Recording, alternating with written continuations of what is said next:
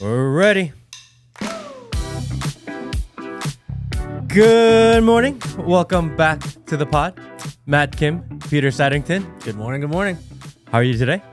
We are season 2, episode 2, is that right? That is exactly where we are. And for people who are unaware, this is the second episode. We are also uploading to X. Yes, the X. Which is interesting to say it that way. Do you like that? It's really hard for me to get used to it. Not at all. I think this was one of the worst rebranding efforts of all time. I thought calling it, well, when they first called Twitter, I didn't know what Twitter was. It was a weird kind of odd name. And then you got used to tweets and retweets. And I thought that they did a really good job of branding that. And to take that out, what are you going to call it now? An X? That's the thing, is that people are still saying it's tweeted. And on your Twitters, it says repost now instead of retweet. Yep, that's right. Repost. And it's not the same. Well, yeah, because repost is what every other competitor uses as their vernacular. Retweet can only be applied to Twitter. So for Elon Musk to almost genericize, make generic this platform, I thought was a really bad move. I mean, what are you going to do? You're going to X and re-X? It's... And let's be honest, if you're a boomer or if you're, let's just say, even a millennial, like X, if you think about X, usually you think about like not safe for work. Yeah, like porn. Or, prawn, right? Prawn, something like this. So I don't know where his mind was at, but clearly he has a method and he has a strategy that is far beyond you and I. And I want to get back to Elon and Twitter. Yeah. But first, if you're new to the pod, welcome. Welcome, everybody. We are the Matt Kim podcast with my special co-host, Peter Saddington, who is amazing. And we are in a brand new studio. We are still under construction, but if you guys watched last week, we've made a little bit of changes, getting a little bit better. Finally got the TV in, which makes it feel like home. It does. And we're tweeting, by the way, little pictures or videos of the build out. So make sure that you check out Twitter, Instagram as well. We have a little bit of behind the scenes that's going on. So if you'd like to see the build, hit us up on the Instagrams or the Twitters. Yeah, right now we are uploading on YouTube, Spotify, Apple Podcasts without the video because they don't do that, and now X. X, yes.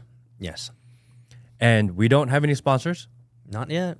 We don't really have any revenue. So if you want to support the pod, definitely click one of the links. There is a way to donate if you'd like to and help out the cause. It's almost a nice place to be to say that we're not making any money, because then no one could ever blame us or put us in a bucket of like, you guys are trying to pilfer the masses or you're trying to take advantage of people. It's like, well, you only really take advantage if you're making money. and the other side is, I can't believe we're not taking the money. that is another. That is, though we had an event happen just this past weekend where money was grabbed.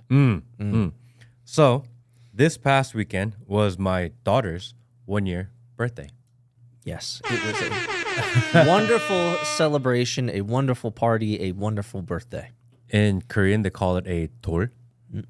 And if it's your first child, they call it a 첫 돌, meaning your first 돌. 돌 meaning 1 year. And we did a 돌 잔치, which is basically a 1-year birthday party for your child. And in Korean culture, they do it big. Oh yeah, big time. Right? This is a huge cultural thing. Correct, because historically, babies in Korea didn't live to a year. So just the fact that you survived a year, they would do a huge celebration. And it was amazing. So many people showed up. I think we had 75, 80 people there. Yeah, family and friends, great food. Just, it was an amazing time. And my wife crushed it. She did. She did such a phenomenal job. 수고했어. Good job, Tay. And we did something called a 돌잡이, which is basically you put the 1-year-old child in front of a variety of items. And you have them choose one item, and it's supposed to signify what they're going to pursue in life as a career or lifestyle. Right. And you had more than usual. Usually I see 3 or 4, but you guys had 6. We like options. Well, tell us, what were the 6 options that could have been chosen here? Well, there was a gavel to signify law, judge, lawyer, whatever. Stethoscope for medicine. There was a paintbrush for art. There was money. There was Golf ball. a golf ball. That was my favorite, bro. And we did it at the golf course, at the golf club. And a lot of our golfing friends were also there. And she went beeline straight for the golf ball and picked it up. And the whole place erupted. Dude, it was almost like a viral video where it was just like everyone's in anticipation, and then like, oh my, and I took video of this too. And even I was just like, oh my gosh, grab the golf ball. But I had to believe, Matt, that there was some type of gamification going on because she was pretty laser focused on that ball from moment one. So I'm an avid golfer. I love golf. And leading up to the event, I told my wife, I'm going to start giving her a golf ball and give her a treat every time that she touches a golf ball. That was my idea in my head. And my wife said, no, then you'd be cheating the system. We're not cheaters, so you got to be fair. I said, fine. I'll just take her to the golf course every week. But there was no shenanigans going on. Fair enough. And she just knows that I love golf, my daughter. That's what I feel. She knew it. She wanted to make daddy proud. Could have been one of those moments. And she went straight for the golf ball, picked it up, and everyone went crazy. And I put that clip on Instagram. And I think it's at close to 1 million views. I mean, you can see the absolutely natural pride of Matt puffing out his chest. He was like, yeah, baby, what's up? You know, she picked the golf ball. It was absolute, just loved every moment of it. I mean, you could hear it in my voice. It was a really special But then moment. she went for round two. She did. And my wife, she went, we put her down. They usually do it 1 or 2 times. And on the second time, my wife goes, you got to do it again. And she picked up the money and she jingled it. Wait, hold on, back up. She kind of went for the stethoscope. She did. She did pick up the stethoscope. Put it down. And then put it down. Yeah. And then went over to the money. And picked up the money. So if I'm thinking about the combination of these two ideas, she's going to go into golfing and she's going to make mad money. Your future is secure, Matt. You've done it. I'm feeling very good today. You've done it. You've done it. You've done it. So extremely happy, extremely proud. We've talked about our children on this podcast to great lengths. Yeah. We love our kids. Everything we do is for our children. And just share together these small moments. It's so special. And she was so cute and that humble. Yeah, she was absolutely adorable. I just wanted to nibble. I want to nom on those cheeks, man. And she was going around bowing to all the guests, which is just the cutest thing ever. We got video of her bowing. Oh, so cute. Daggone, bro. All right. Yeah. I mean, even my wife we had conversations afterwards, Matt. She was like, I could maybe do number 3. I was like, Another child? No, not happening. Not happening. So I'm like, if you're out there, not happening. Number 3, not happening. As much as you like Joa. So that's the positive of this week. And then we had a negative yesterday.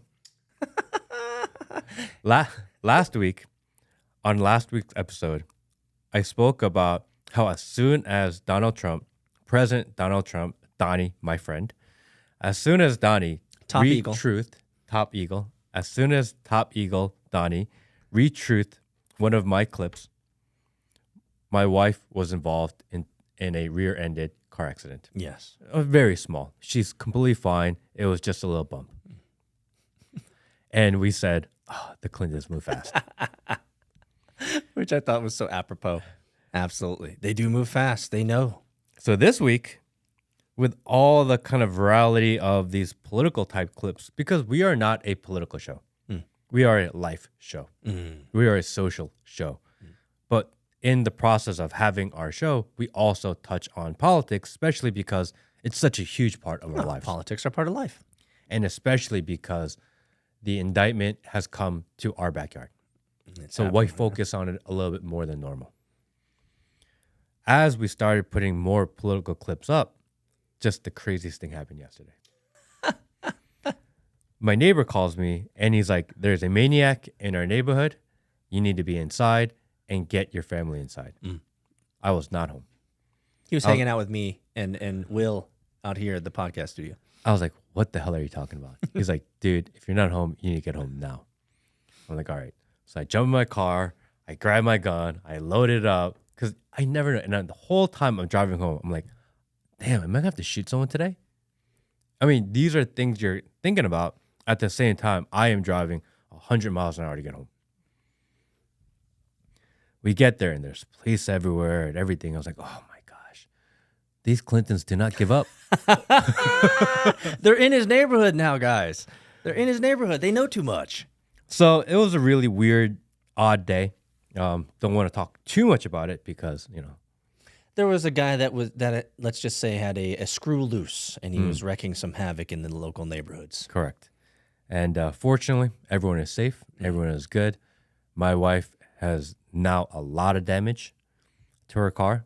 Emotional That's the connection, is that she got in a car accident right after we got Retruth by King Eagle, Top Eagle, Donald Trump, and the connection is your wife's car got more damage from this guy who's got a screw loose just the other day. Correct. And now I got to figure out how to get this fixed.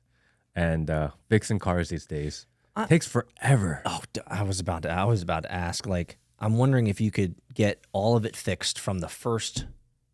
What did you already send in all the pictures and all that stuff? No, I didn't do it. The first was like a tap, so it was like just a little scratch, right. Not a big deal. But you guys went through the police stuff, or no? We filed it. We did not go through insurance yet because it was so small. Yeah. I was just waiting for, I don't know, maybe go to a collision shop and just have them touch up paint or whatever. Not a big deal. But this one is a little bit bigger, and probably car's gonna be out of commission for a couple months. It's crazy though, man. Like the amount of stories, because I'm still deep in the car world. So the amount of stories I hear from how long cars are in shops these days, and not just because it's an exotic, but just regular cars being in the shop these days, number one. And number two, that they can't find parts, or parts are hard to come by. And so I'm hearing these stories more and more, Matt, and it doesn't make me concerned, but it certainly is much different from, let's just say, 3, 4, 5 years ago when parts were more aplenty, right? And so even in the car chats that I have now, when people are talking about, oh, I got to bring my car into the shop, everyone's always just like, oh man, like, good luck, enjoy your car in 90 days plus, right? So my wife is probably gonna have to move to a minivan now. Something we've been talking about. Ooh. Can we talk about that for just a second? I want one. Really? They're awesome. They're emasculating. I mean, I'm not driving it. Although when we go on long trips, I probably will be. I mean, let me be fair.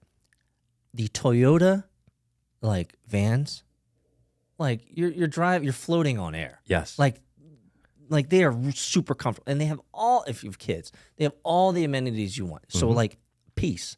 I get it, but dude, you're driving a fucking van though. I'm okay with that. I've come to terms with certain things in my life now, and I don't know. It doesn't bother me anymore. Okay. I'm embracing van life. No, that sounds like to me small penis energy. So I'm excited for our hopeful new minivan. I don't know if I could agree with you there, man. Like my wife and I, we both, and I think this was a really powerful moment in our marriage. We both agreed that we would just never go down that route. I think it really just stems from the fact that both my wife and I just think minivans are just not fucking cool. I thought so. They're just too. not cool. And then, okay, yeah, we're dealing with optics here. Peter, you're in the 40s. Why do you care about what's cool? It's like, actually, it does affect me. I don't want to be driving no van. I'm sorry, man. So excited to drive my van. I am so okay with it. I'm so comfortable with my own masculinity, and things like this no longer bother me whatsoever. Clearly, Matt has matured far beyond me, because I just can't get over. I can't get over it. I get it. Like, we've driven minivans on road trips and rental cars, and they are absolutely amazing for what they're made for. But daggum, at the end of it, dude, like, can you picture yourself third person looking in through the windows at yourself as you're driving this Toyota Sienna? Like, yes, it's just small penis energy, bro. With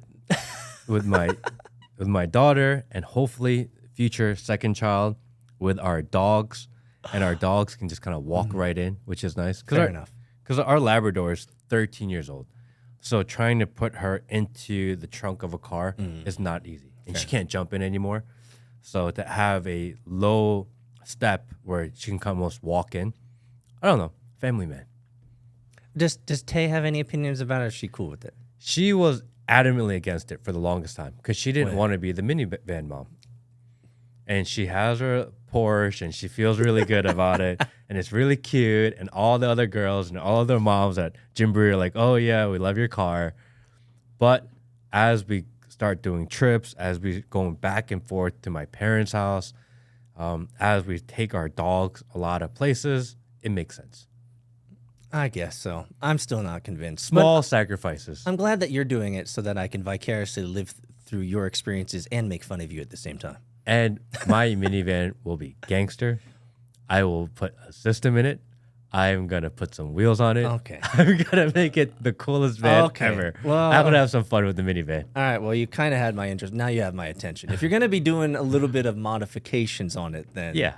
I can see that. We got to build. You know, some of the coolest vans, I will concede, come out of Japan. You know, they put on rims on it, they drop it, they lower it, right? They slam it, and they put amazing sound systems on it, and they even put like Aero on it. Uh-huh. You could go that route. I remember in You go Fast Aero. and Furious, Lil Bow Wow shows That's up. right. with the Hulk, the green minivan with the big like fist right on the back. I could see you doing that. We'll have some fun with it. Maybe. That's when he turns on, what are you driving? I don't know what you're talking about. Oh, okay, sorry, guys. So, in the news, President Trump is coming to Georgia. Absolutely. And every time he shows up here, it is a mess. Yes, and we always hear reports of 85 or 285 or 75 shutting down for the motorcade and all that stuff. Yeah, it's quite a scene. I wonder if he's going to fly into Lawrenceville, because when he flies private into Lawrenceville, then I can see the helicopter, what is it? The barricade, the helicopter group, I can see them fly right over me. So that's always interesting, because from the top, we can see all the helicopters fly by, which is kind of cool. So we've seen some news transpire. So we talked about this a little bit in the previous podcasts. Is there any new news about this, or is he just going through the motions now and he's going to show up and they're truly going to be taking his mugshot and jailing him, potentially? Because I keep hearing this.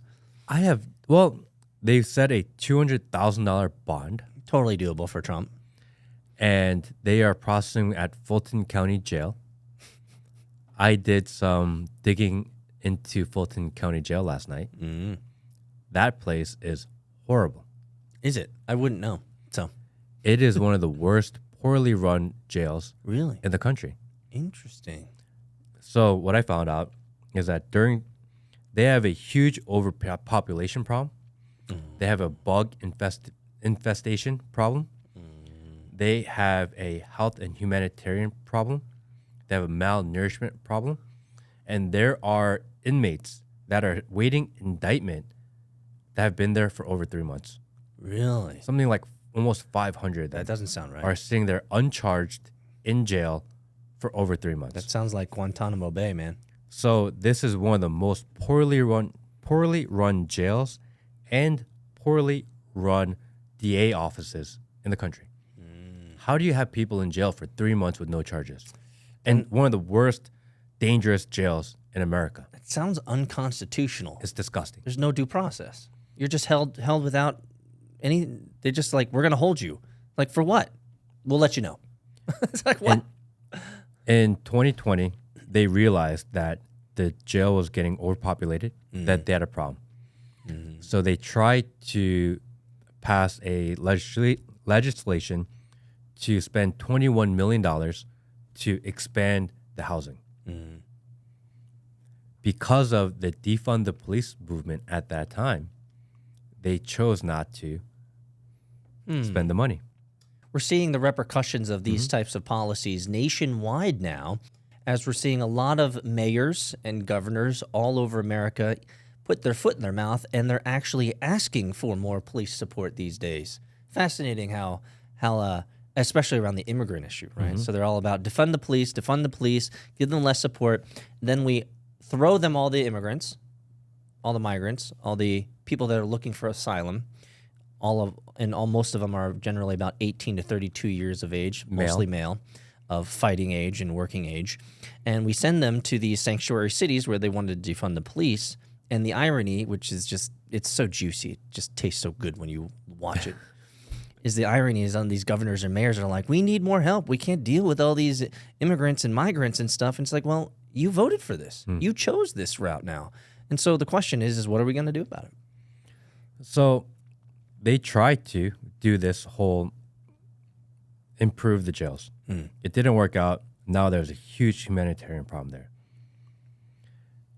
3 or 4 months ago, they had a new proposal to build a brand new Fulton County jail. Oh, really? $1.7 billion is what they want to spend. To build a jail. To build a brand new jail, they want to raise $1.7 billion. I don't know what it takes to build a jail, but I cannot conceive that it takes over $1 billion to build a jail. $1.7 billion. So it's just crazy. And $1.7 billion. So they've been throwing around the idea of increasing property taxes in Fulton County within Atlanta, increasing sales tax within Atlanta in order to fund this jail. Because where are they going to get $1.7 billion for? They don't have this allocated for them. Well, Fulton County is clearly the richest county in all of Georgia. So they got all the money, right? Oh, come on. $1.7 billion. This seems like a waterfall of terrible decisions. Correct. So basically, the northern suburbs will cover the cost of this entire jail. That's exactly where I was going with it. Yeah. So the richer areas of Fulton County are going to be the ones footing the bill for this. Correct. Amazing. So this is a proposal that they had. And in the meantime, 3 or 4 weeks ago, in Fulton County, 2 inmates died within a 2-week period. I think something like 30 or 40 inmates died last year while being held. And some of them died without even being charged. The DOJ decides, do you know what? This is too many deaths. We need to go down to Fulton County Jail and investigate. Oh. That was July 13th of this year. Okay. The DOJ shows up at Fulton County Jail, and all of a sudden, 2 weeks later, we're indicting Trump. We need to raise money. DOJ shows up, and now, boom. Trump indictment. Almost sounds like a marketing play where it's like you guys need help, and the solutions to the problems that you have is to tax people more. That never goes well. How can we bring more optics to this where we can get fundraisers and sponsors and advertisers and people that like us, right, support us, mostly Democrats, to send us money so that we can leverage that money to improve this situation here? Seems like something a consultant would say.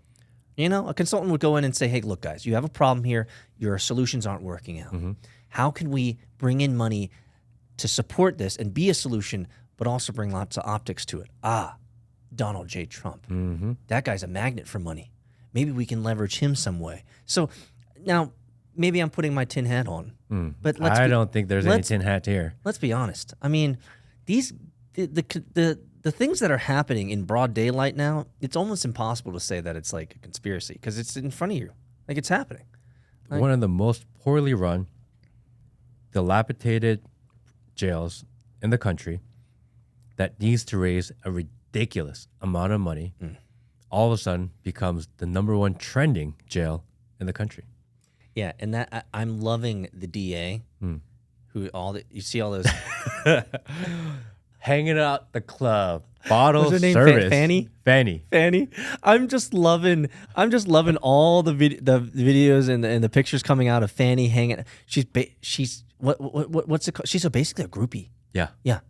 She's hanging out with all these rappers, all these influencers, all these megastars, all these celebrities, and like 1 or 2 pictures, you're like, hey, it's a social event. It makes sense that you get a picture with that celebrity.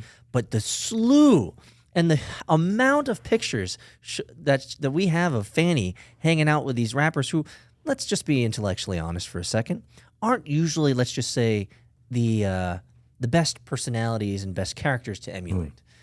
Probably not the best people to be around. But there's this pattern of her hanging out, and she's always looking so chummy with them, man. It's like it's almost like It's almost like she might have hooked up with them or something. I don't know. What do I know? And all this time, she's spending hanging out at the club, hanging out with these celebrities, and doing her thing. Her thing. She doesn't have time to even give charges to the people who are sitting in that jail for months at a time. It's bullshit. She's popping bottles, brother. Priorities, baby. And people that are waiting charge are dying in that jail. So do you think this really is a cover for of how poorly run the institutions are?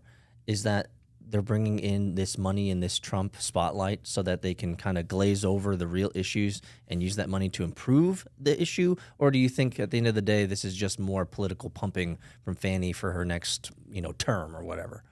I mean, Fulton County and the city of Atlanta has been extremely poorly run for a long time. Oh, yeah. No Everyone doubt. in Georgia knows this. Yes. That Georgia as a state is phenomenal. Fulton County has not been doing the best job. From the pipe miraculously bursting on election night, that ended up being a leak in a bathroom, but they had to evacuate everyone for. From that happening to during the summer of BLM, of them rioting in front of CNN. Bro, peaceful protests. Don't get it twisted. I can't believe They weren't rioting. They were CNN peacefully stuck up for them when they were literally trying to break in to CNN. Yeah, they were breaking CNN stuff, but it's peaceful, bro. How crazy is that? Is that there are literally people at their door breaking in the windows, trying to break into the facility. The CNN reporters are scared out of their mind. Yeah. And still, but it's peaceful. Yeah, exactly. Because the narrative and the mind control is far more powerful than reality. Because these reporters could look outside their windows of the CNN building and seeing them smashing stuff, throwing trash, spray painting, breaking stuff, and still turn away from the window and talk to each other and say, it's peaceful. It's all good, bro. Like, they're on our side.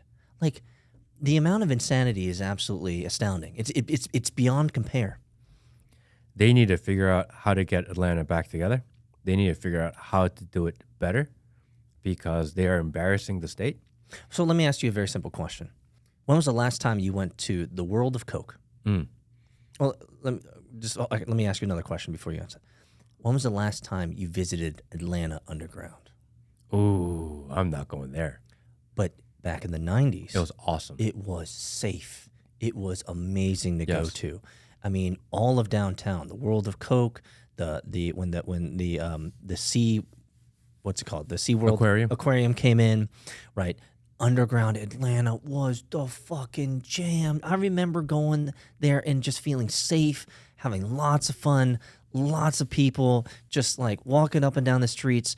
But now, you wouldn't be going to Underground Atlanta? They royally messed that place up. They just destroyed It's unfortunate it. because it's such a cool place, such a cool Yeah. idea to build in like the city underground where everyone can go and all they had the little shops and mom and pop shops and little knickknack stores and clothing stores and little cute restaurants. Yep. It was such a cool place. Super cool. And they just totally, And the reason why I bring that up is for every Atlantean who's been in Atlanta for at least a couple decades, like, it is fundamentally clear. Atlanta is not on the up and up. It has slowly been deteriorating, and Underground Atlanta is, in my opinion, is probably one of the best examples of that deterioration encapsulated in one location that everybody used to love to go to, but now feel unsafe to go to. and the rest of Georgia is doing phenomenal. Everyone wants to move to Georgia. Especially the outside the perimeter. For The sure. northeastern suburbs, you can't keep people away. From LA, Chicago, New York, it's nonstop. That's right. Can't even buy a house. It's the usual trope of the mass exodus out of the city into the sprawl, as well as people moving in from out of state to Georgia, out of the city. It's absolutely, land prices are skyrocketing. There's a lot of investment happening in the outside the perimeter of Atlanta. It's happening. It's growing. And Will is giving me the look. Stop talking about Georgia.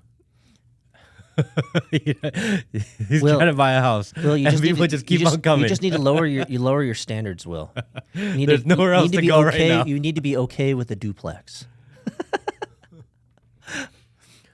So Trump coming to Georgia. It's coming on, from what I've seen online, he's coming on Thursday. Let me ask you, what do you think's going to happen?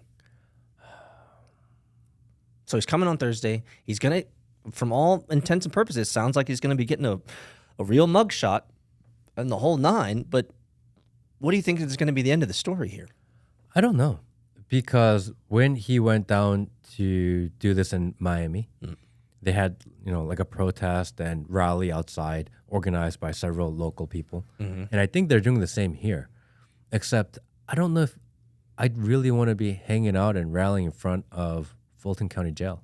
It's not in the best area. Probably not the best place. It's not like downtown Miami. You know what I'm saying? Like if you're thinking about coming, I mean, I don't highly recommend it. I just hope that we don't get into peaceful protests, if you know what I mean. We don't need any more damage. We don't need any more nefarious acts. We don't need any more negativity in Georgia, especially in this election cycle. So I feel like this is going to end up being a nothing burger. But at the end of the day, though, it is fundamentally clear that they are trying to stop this man. Now, we can create conjecture and say that they're trying to stop him from running for president, but even with this stuff happening, he can still run for president. Correct. So I'm confused as to what the outcome is supposed to be. What's the goal?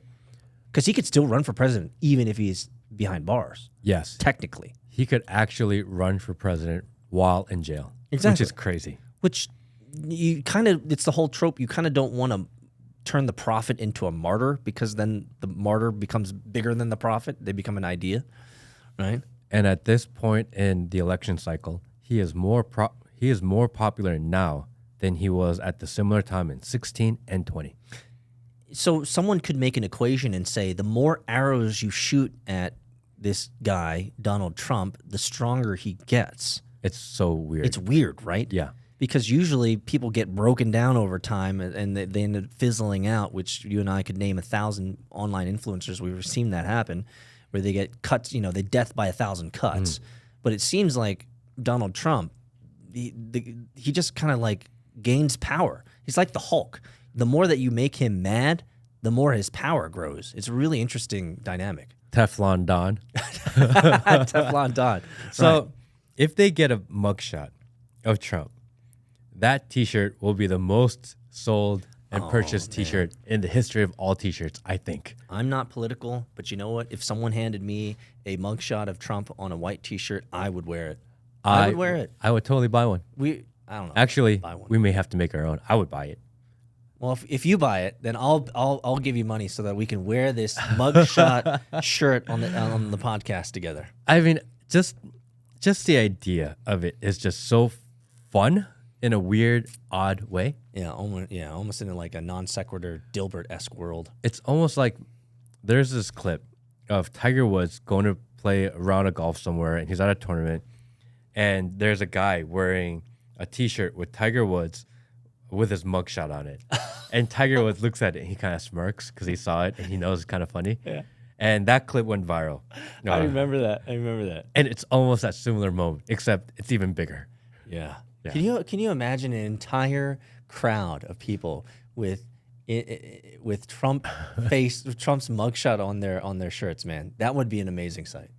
Because I think the people that avidly support Trump, they don't care at all. If anything, it just energizes them more. Oh yeah, this just doesn't deter them. And people that are kind of on the fence, that are considered centered, that considered more apolitical, they see the bullshit going on and they remember what it was like 2019, 2018, 2017. And they're like, it actually wasn't that bad. It's better than it is now. Yeah. Other than the media telling us we're divided, people were actually getting along pretty good. Economy was good. Yeah. People felt like they had more money. People were spending, enjoying life a little bit more. And all of a sudden, they're like, Donald Trump's going to get elected and it's the end of the world. And they're like, kind of wasn't. Kind of wasn't. Actually, kind of got better. Yeah. We actually didn't do as much war stuff that we usually do. It seems like there was a more upbeat atmosphere, that things were actually getting done. He did build partially the wall, so he actually delivered on some of those promises that he made. And again, guys, remember, for everyone listening out there, out of the two of us, I'm less political than Matt. So I'm just telling you my observations of what this Trump businessman did during his 4 years. And I thought it was overall positive. I mean, let's just take a very intellectually honest view on one point. Positive versus negative atmosphere. If you put Trump against Biden, it would be you would have to really dig deep into your soul to find reason and rationale to say that people are generally more positive under Biden than Trump. I think it's you'd be a liar if you were to say that, because it is fundamentally clear that we now live in a more negative environment politically than we did under Trump. Is that fair? Mm-hmm. And so if we just look at that, Trump was more positive than Biden, period, full stop. Can I vote for that?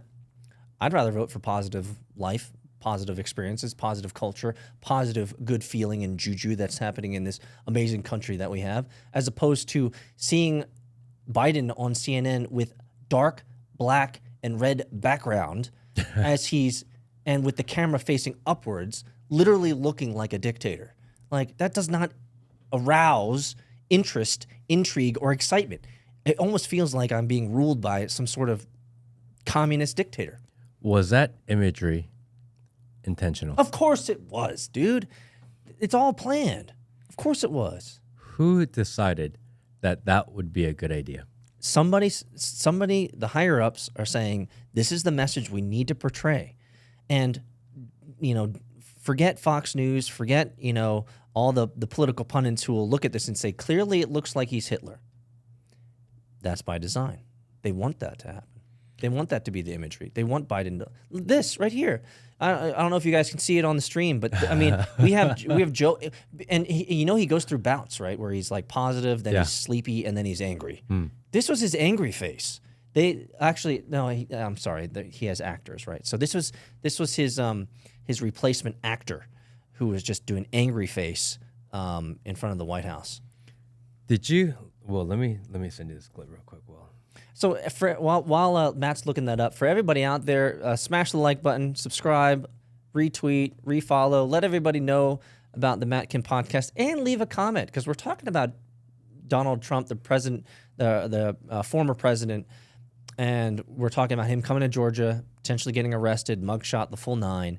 Let us know your thoughts as to whether this is going to affect the election, and what you guys think is going to be the outcome of this. I'd really love to see what the comments are for those that have lasted this long in the podcast. Let us know your comments. Let us know. So Joe Biden recently went to Maui. I know. And first, there's a barricade of people basically saying, fuck you, Joe Biden. There was a lot of middle fingers showing up. A lot of that going on. Yep. People were not happy he was there. People don't want him there. They were like, oh, finally he shows up. After vacation, a week later, after the beach, after everything else. And he gave a little speech. Here's a clip from the speech. Can we pull that up, Will? Is this the one where he talked about his Corvette being on fire or something like that? Yeah, see if we can get this on. I don't want to compare difficulties, but we have a little sense, Jill and I, what it's like to lose a home. Years ago, now 15 years ago, I was in Washington doing Meet the Press. It was a sunny Sunday, and lightning struck at home on a little lake. It's outside of our home, not a lake, a big pond, and hit a wire and came up underneath our home into the heating ducts, the air conditioning duct. To make a long story short, I almost lost my wife, my 67 Corvette, and my cat. But all kidding aside, I watched the firefighters, the way they responded.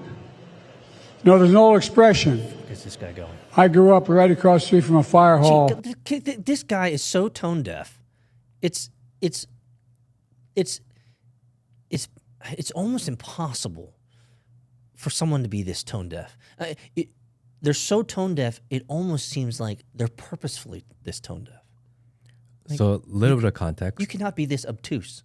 The fire that he mentions with lightning at his house, Fact check. it was basically create a small kitchen fire. And they had it out almost immediately. And there was no danger. He's going to compare that to him worrying about potentially a kitchen fire, damaging his Corvette and his cat. He's going to compare that to the death of thousands in Miami, in Maui. Yeah. Still people missing, mostly children. Hundreds missing. People losing their homes, displaced.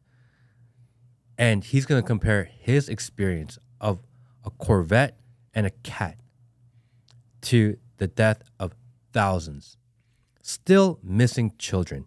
And he's going to compare those two. Like they're like somehow close in danger. Yeah. Like they're somehow similar experience. He has no fucking idea what's going on in the world. No. And he has no compassion for the people that he represents. And it's disgusting. Well, they say actions speak louder than words. And so we did a little bit of paper napkin math a couple episodes ago of Ukraine versus Hawaii. I've seen some extra numbers, and he gave households. Households could have several people. Households $700. So you could have 4 people in that household. $700. He gave the people of Ukraine, if you break it down, the last number that I saw was about $3,100 per person. Like, actions speak louder than words, Matt. Like, you can talk all the shit that you want, but at the end of the day, what you do and how you exact your principles, your values out in the world, best example, your children, how you reveal who you are is through what you do. And what this man has done in just 2 occasions surrounding this Hawaii stuff is he gave them $700 per household, which means I don't give a fuck about you.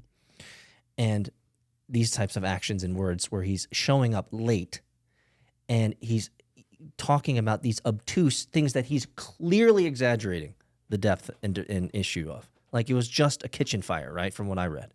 So, like, he really doesn't care about Hawaiians. Kind of like what Kanye West said about Bush, that, you know, Bush doesn't care about black people.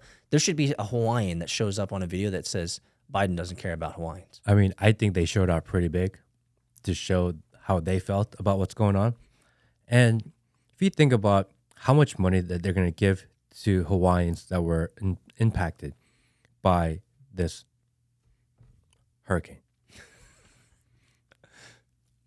Imagine how much it costs for him to get his entire Secret Service detail flown over there, be there for the time that they are. I'm going to say that the amount of money he spent to be there for a day is equivalent Or more than the money he's actually giving the people which there. is about $2 million. Which is crazy, right? And how do we not know who's missing? It's been 2 weeks. They say over 1,000 missing. Yep. But we don't know their names. How do you not know their names? People have said, hey, I'm missing so-and-so. There is a list of exactly who is now missing. Yes. They know who they are. They know their name. They know their age. Yes. Why are they saying we don't know who they are? Maybe it's because they don't want you to know how many people are missing. Now, why would they not want us to know how many people are missing, especially children? Why do you think that is? Probably because it's children. And they told all the kids to go home, close the schools, told them to stay home. All their parents are at work. So are you saying it's a shame issue? They're shamed that they let all these children die? I don't know. Or are these children really missing and they didn't get burned up? Oh. We now live in a Jim Caviezel world, don't we? We live in a Jim Caviezel world where we are now, and there's more movies than Jim's movie that are coming out exposing the multi-billion-dollar industry of child trafficking. Maybe they don't want us to know these kids are actually missing. They didn't burn, but are just really missing. Do we need a hat for this one? That just came to me right now, so I don't know. Just came to me. I mean, it makes sense. I haven't logically thought about it until now. Yeah, logically. I mean, I could see the angle. I don't think it's that far out there But we because also, they've said specifically they are missing. we have also a plant, the police chief, which come on, guys. If you have half a brain, this has to be odd to you.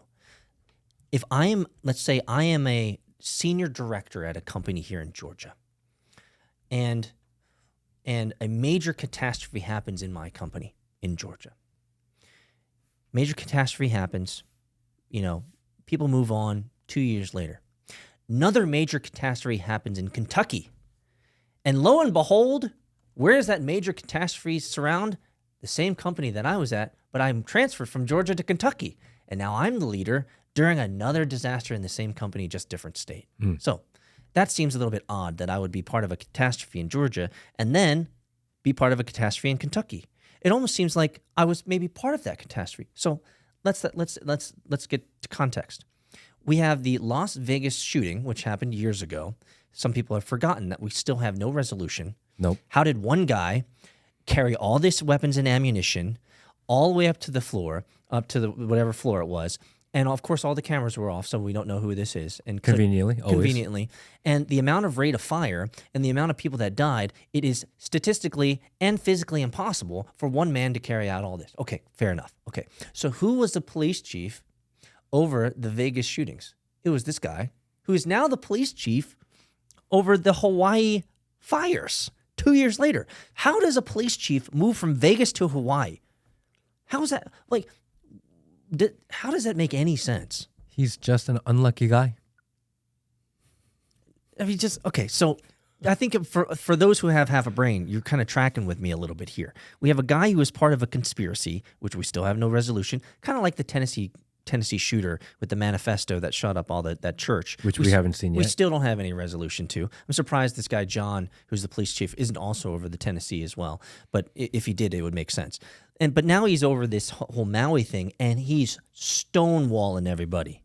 Nobody can get information about who's died, who's missing. They've created a 12-mile perimeter around the area so no news can get in and actually see what's going on. This seems like a staged event to me, Matt, and I'm just looking at it from an ignorant outsider who knows nothing. And the last time I was in Hawaii was probably about 24 months ago. So what do I know? But it just seems really odd that a major position in government, police chief, was in Vegas, no resolution. Now we have Hawaii, probably no resolution either. It's really a depressing trajectory, Matt, and I feel like we're going to get no resolution. And it sucks. It does. I feel bad for all the people that are affected by this, that are victims of things that are just completely out of their control, and that the federal government and their response is so poor, so slow. They just ask for more money. They give it to all these other situations that don't actually help. Yeah, they'll give it to the hotels. They'll give the money to the all the service companies and big conglomerates that are going to rebuild there. I'm surprised you didn't show the video of Biden falling asleep. Did you see that? Mm-mm. So he was in a press conference, or maybe a gathering. Maybe Will, you can find that, but in Hawaii, and they have video of him literally falling asleep on this crowd of Hawaiians that are asking for help. I mean, there's a time difference. It's past nap time. Yeah, you have to wonder about his handlers. His handlers must be thinking, okay, look, Sleepy Joe is naturally going to fall asleep on anything that we do, but if I give him this crack, this cocaine, then they lost it. But you have to you have to think about the pressure that his handlers have. His handlers have okay, what's worse in this situation, falling asleep or giving him crack and then he becomes Angry Joe? Which one do I want? What's better, Matt? Sleepy Joe or Angry Joe? They're just upset because they dropped the sack. And they're still looking forward to this day. More cameras in the White House than any other place, but we don't know. Well, actually, they do know, which is crazy. They admitted to us. They 1 million. They know who it is. They've known day one. But they're not going to tell us. Known day one. This is for them to lie to you. It's just another lie. It's so stupid. They knew immediately. So, Matt, do you feel like we've hit a point truly where it's just not possible anymore to believe anything that's coming out of any type of government official channels? I feel like Are we at that point? Like, it's just like, I can no longer believe you. It's just, I want to believe you and I want to be a good citizen, but I just can't because you guys are so bad at lying. I feel You like know? if we catch a government official, especially a federal higher up position, if you are caught deliberately lying to the American people, you should be imprisoned. Well, let me count the ways. How many officials under this current Biden administration have been caught literally lying about Trump collusion, Russia, Hunter Biden laptop, Hillary's emails, like Benghazi. I could go on and on, guys. I've lived, right? I mean, this is all transpired under this regime where clearly they're just lying to our faces and they get away with it. There is no justice system. There's a multi-tiered justice system. You and I aren't a part of it. Lock them up. You think so? I mean, I think if you are caught deliberately lying, knowingly lying to the American people as a person, As a elected, public servant, yeah. as a public servant, as elected public servant from the people, and if you are caught lying deliberately, unknowingly, I can understand that. If we can find out that you knowingly lied, because at least it's a start. If you were knowingly lying for your own personal gain or benefit or to push your own agenda, you should be locked up. And once you lock up enough people, they're going to stop doing it. You think so? I mean, those guys don't want to get locked up. They're scared of shit. Yeah. They hide behind power. They have no power on their own. They are such weak people. No doubt. I don't disagree with you. And you put a little bit of pressure on them, I think they cave real fast. I just think the entire apparatus is against all of us. And since that entire apparatus supports the politicians, there's no way that's ever going to happen. We're never going to lock up these lifetime serving the public, servants in politics. It's just never going to happen. We have people like Pelosi and Chuck Schumer and all these and these people that are what's the lady? The zombie lady, Dianne Feinstein. Who her daughter is now making her decisions, which is crazy because her daughter is not elected. Yeah, she's not even cogent enough to make decisions. I mean, we literally we have these politicians that are holding on to power into their 70s and 80s. And in the I saw a meme which was completely true, is that 99.9% of all companies will not hire you if you're in your 70s or 80s because your mental capacity, your capabilities, your flexibility in problem solving, your agility, as well as the fact that you are a physical risk because you could fall over and break your hip. Like, that's a reason why those types of people who are looking for employment, they're just door handlers or they're just hanging out at the front of a Target or Walmart because they don't want them doing anything strenuous or crazy. So we see from the public and private markets that if you're in your 70s or 80s, you're not really that effective at doing your job, and we really keep them to remedial or very simple functions. But in politics, the average age is like 72 years old.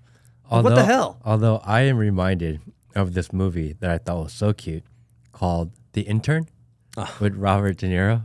I know what you're talking about. Where he was displaced and he was fired and he came back as Anne Hathaway's intern. Yeah, that's right. And it was kind of a chick flicky movie, but I thought it was really cute. And I don't know. And you're like, okay, like some guys have experience that they are wise, that they are just have to be put into their situations that benefit them. And I think that's all people. Oh, yeah. Finding the right fit for you, your personality, your experience. Yeah. There are people in charge that have no experience garnering them the power that they have. For example, we have Mayor Pete Buttigieg, who is our transportation secretary that has no history experience at all dealing in transportation. Why are people that have no experience in certain industry put in charge of said industries? I don't get it. Why is that a thing? Well, because they toe the party line. Why can we not put people that have experience in an industry to work for an industry? Because that makes more sense. No, it doesn't make sense because you're a racist. Oh, yeah, right. Misogynist. You're a misogynist and you're a racist. The reason why we had to put Pete into the Transportation Authority is because he's partially Mohican. And happy. And he's actually, he's actually gay lesbian. No, we needed diversity in that particular role because only a person of color would understand how the transportation systems work. Right? Makes sense. Yeah, it makes sense to me. So, as a final topic, and I didn't want to leave with this because I don't want to get kicked off with X. Oh, really? That's we're leaving it to the end because We're hiding it at the end. Most people don't last this long. We're hiding it at the end. We're hiding this at the end. All right. What do you think about Elon? What Elon is doing on Twitter, X, at first I thought was amazing.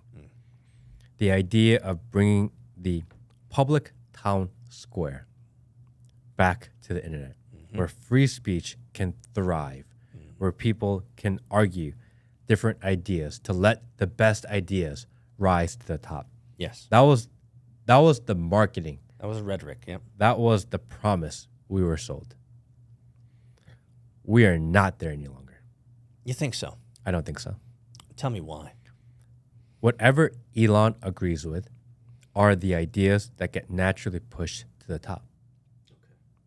If he engages in an idea, that is the idea that goes trending. He has ultimate say in what Twitter talks about. Yes. He is the largest account, most followed account, and when he says, I like this idea in one way, shape, or form, that is the idea that's retweeted a million times. That's what everyone talks about. He's driving the messaging. And he really tried hard to drive and push Ron DeSantis. Didn't work out. So now people that are anti-Ron DeSantis and pro-Trump are getting shadow banned. Interesting. People that are disagreeing with Elon's ideas are, even though they are monetized, are losing advertising. And there was an idea of that, okay, everyone gets to get monetized now, but it's based on the amount of replies that you get. So in order to get more replies, you want to say the most triggering,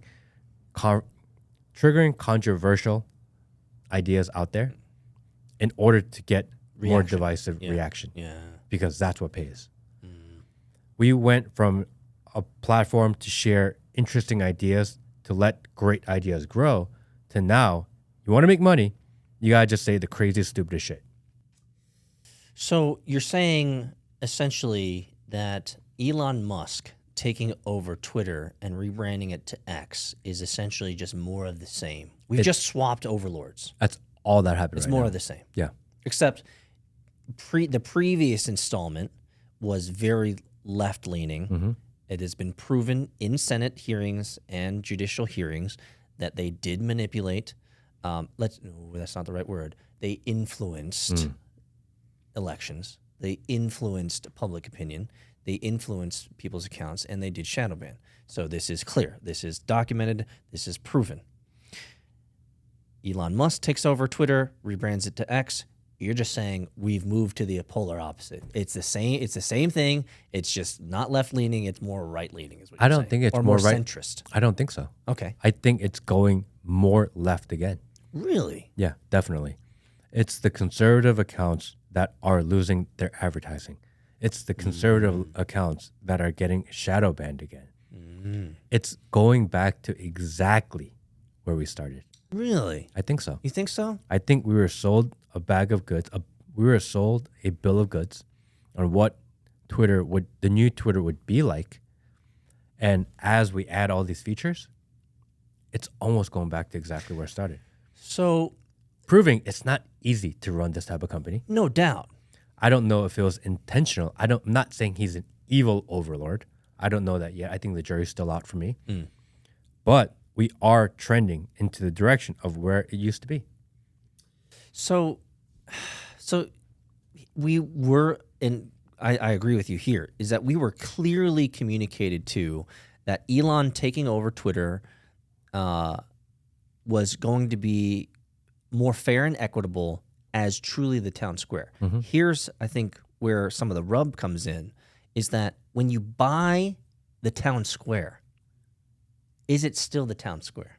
I think that is I think a very, very powerful point to sit on for a second is if you own the town square, then is it really a town square, or is it just a projection of your worldview, your world that you want to see, the world that you want to grow? And so it actually, under the guise of being public square, it really isn't. It's just his playground. Is that what you're saying? I think if he truly wanted to have an unbiased town square where ideas can compete and rise, then he should remove himself from the conversation, because that would make it more fair. But then where, if he were to act in the persona, not as the overlord or owner of the town square, but just a regular Joe user of a free-to-use platform called X, where would he be then?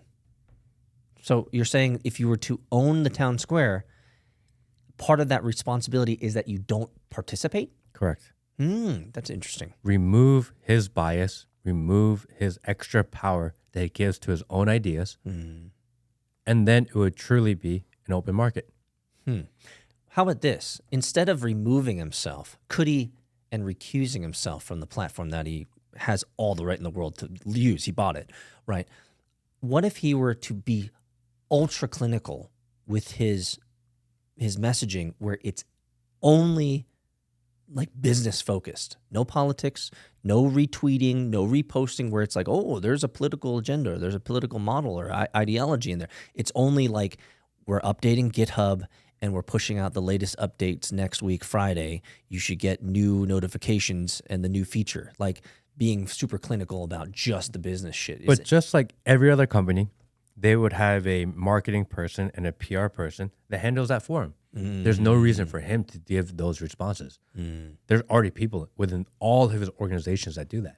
But let me counter. He's also promoting, which I've seen, is that he's saying more CEOs of companies should be on Twitter promoting their ideology, their marketing, their voice, right? And so I think for him, he's in a position where he clearly has huge influence. Like whatever he touches in that application gets highlighted and promoted. If he were to be flooded with, let's just say, the top 50 CEOs of the Fortune 500 companies, and they start flooding their Twitters actually being active, talking about stuff, then it would kind of drown out that power. So maybe that's where he wants to go, is he wants to invite other powerful CEOs of companies to lend their voice to Twitter, which is hard because so many of them are left-leaning and they don't want to have anything to do with Twitter. Maybe that is his way of evening out the score a little bit, because he does have a lot of power right now. He is not CEO of Twitter any longer. Well, that's true. He is not CEO of Tesla. There are people that are in charge of those organizations that can speak on those organizations' behalf. He is just currently overlord. And I think right now Twitter is becoming the overlord's playground. So let's extrapolate out to the future, because I'm curious, Matt. Do you think Twitter's going to survive? I think it's becoming the same echo chamber that it was once before. I don't see a debate of ideas. I see people all retweet each other in the same circle on the same issue inside, and I see the other side do the same thing amongst themselves. I've never seen someone come from one side to the other and go, that's an interesting idea. You don't see that, especially on Twitter. Twitter's not the place for that. No, it is just a magnification of your own ideas amongst yourselves. And I think if that's what it's become and that's where it is currently, I don't see how it survives, because that's what works. And once you put a monetization on that model, it's just going to amplify it even more. Why would you ever try to say something that is debated? Because debate gets the least views. Arguments and fighting and blaming gets the most reactions. Views. Exactly. Yeah. And because of the way the monetization structure is made, there's no incentive to have honest, real conversation. And I will give you more credit here, Matt, because for those who don't know, I've been on Twitter for over a decade plus, like almost a decade and a half. And so I'm maybe have blinders on in some areas of Twitter because I use it so heavily. I don't use it in the normal way. For me, Twitter actually is a documentation of things that I care about, which is why people be like, why are you talking about racing here? And then you're talking about Bitcoin here. And then you're doing archery here. And then you're talking about like self-motivation of how to wake up in the morning. Like it's so random. It's because for me, Twitter is my place for documenting my history. And if you don't like it, don't heart it. You know, I've never been interested in growing followers in that regard. But I think this context is important for those listeners out there. You are relatively new to Twitter. Yeah. So your color commentary here is actually very fresh because you don't have a lot of history and, let's say, baggage. I went through all the ups and downs of Twitter, through censorship, through bullshit, through shadow banning, through not clearly and with evidence showing that my shit ain't showing up on, like, gone through it, all the gamut here. For you coming in, and by the way, subsequently blowing up on Twitter, because you got like 50,000 plus now followers, you have to see Twitter, even though you're giving color commentary to this, you have to give a little bit of props to Twitter because you've had some success there so far. Yeah, I mean, I think just like every other economy, there are good people out there in the world. And I put my message out there because I think there are people that can relate to it. However, I've noticed that it just gets shared or reposted, because we don't say retweet anymore. It gets reshared amongst the same circle of people constantly. And all their tweets go amongst the same circle of people. And it's just a big circle jerk.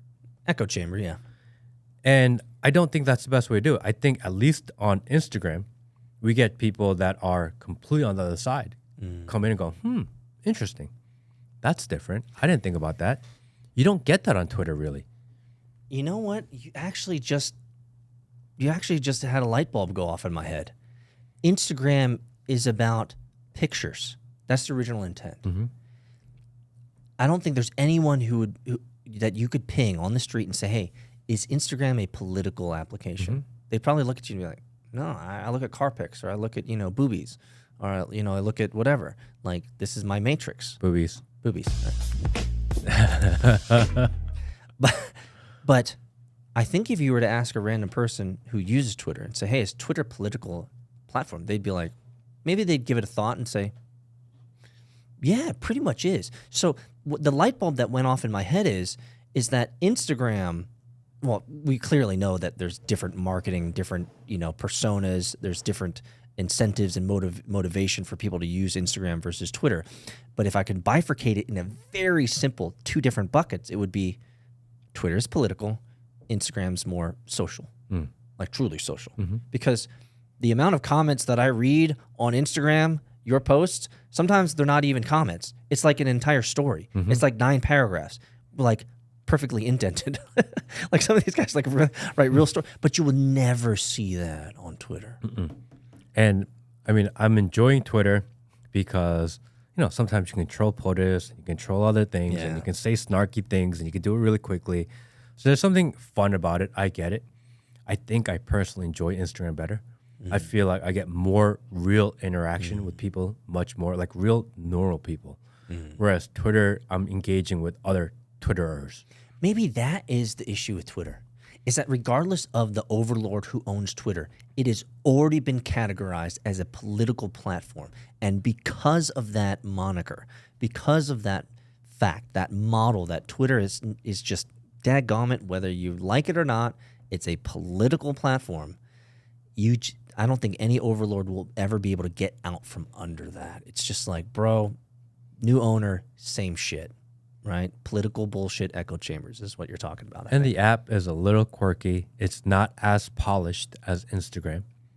It's not. Instagram has significantly more users. The latest it's been update around longer. It's been bigger. There's more resources that go into it. Their funding is much bigger than Twitter. So I get that Instagram as an app, just out of pure functionality, works better. Oh yeah. Right. The latest update to Twitter, if I can say, when I scroll and the bar, like disappears and I can't fucking find it. That's so annoying, isn't it? Who made that decision? It's so annoying. Who made that decision to be like, let's sometimes hide the bottom nav bar? It's like, no, I want to scroll. And then I scroll up, I scroll down, then it appears. It's like, dude, that was... If you click on a reply, then you got to figure out how to scroll up in order to see what they're replying to. It's so non-intuitive. Who thought of that shit? That's so stupid. They got a little bit way to go. And I think the more people that use it, they will. But because they're trying to make so many changes so fast that we just constantly run a glitch, they have not handled the bot problem, which we were told that was a big thing. And the prawn problem. And the porn problem is out of control. If someone leaves a comment, I'm like, I wonder who clicked it. I showed up and it's fucking gay sex. I'm like, what the hell? Oh, is that what they served to you? I did not. Oh, I didn't know he was like that. Okay, they just serve big black D's to me. I did not expect to run into that.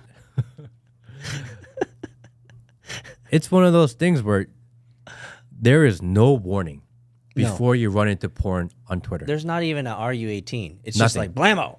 And what's even crazier is that if I hit the monetization in my Twitter, one of the things that I have not checked off yet is over 18. Over 18. Yeah. So according to That's because Twitter, you're not willing to give them your birthday yet? no, but I paid for the verification, so they have it. Oh, It's a glitch.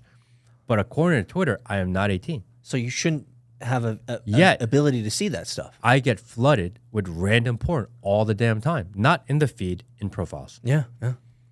Why is there no not safe for work that shows up? Why is there no warning? Why do I have to just run into porn? Yes. And sometimes,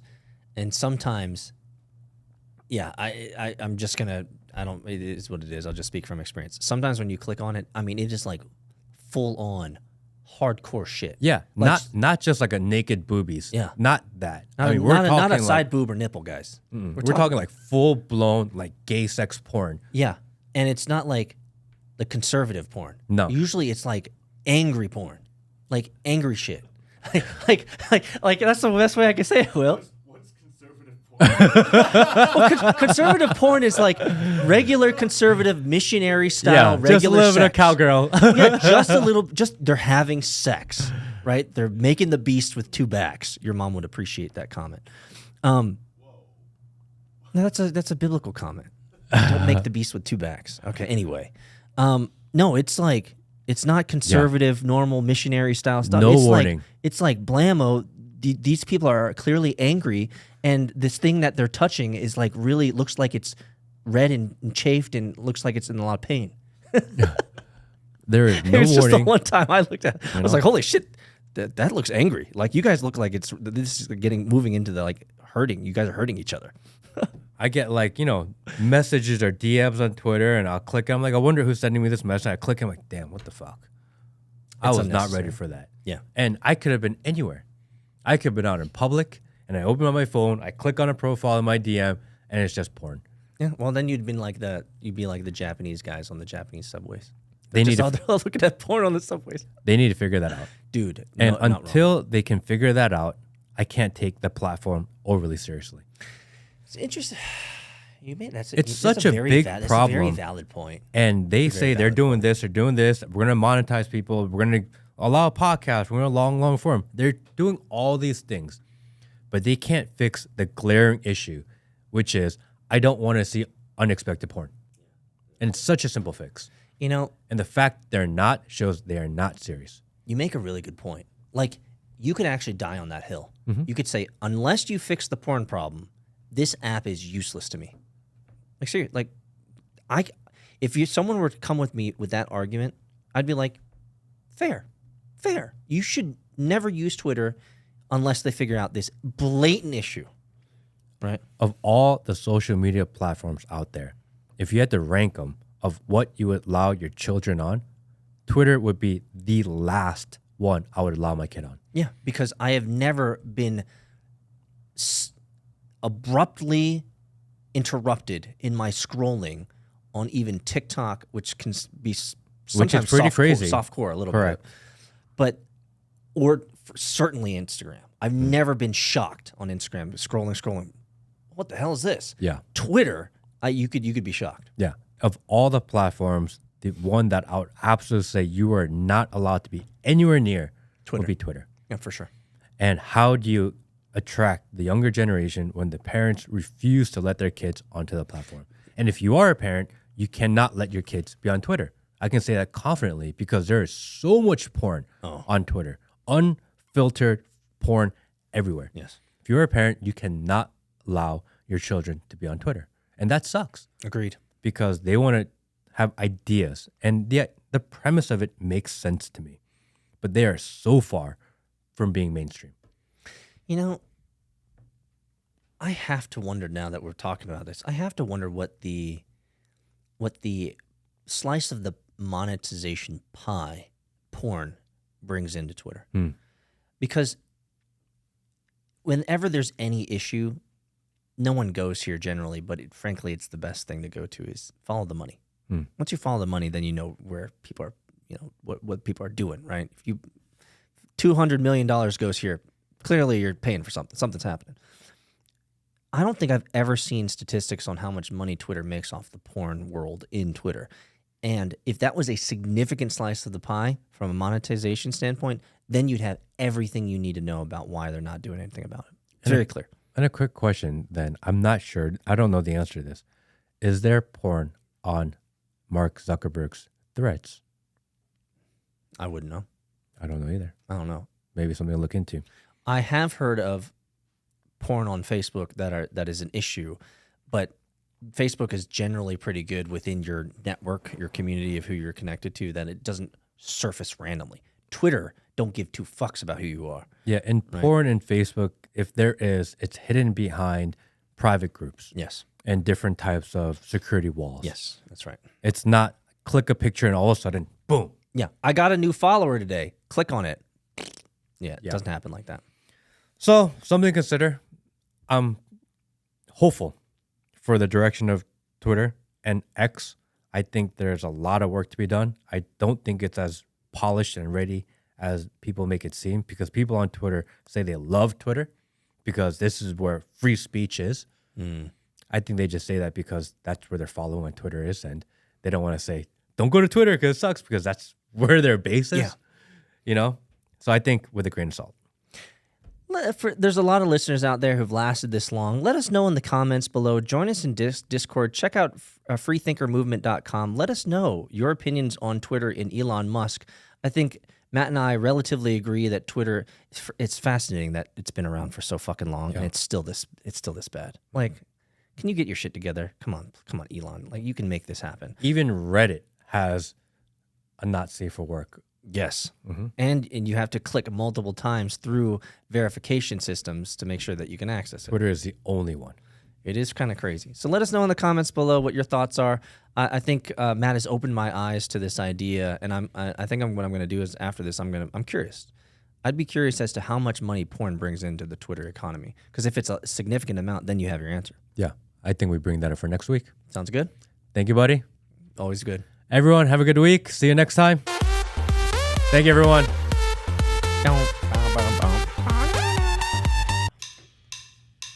I wonder how much money they're generating off.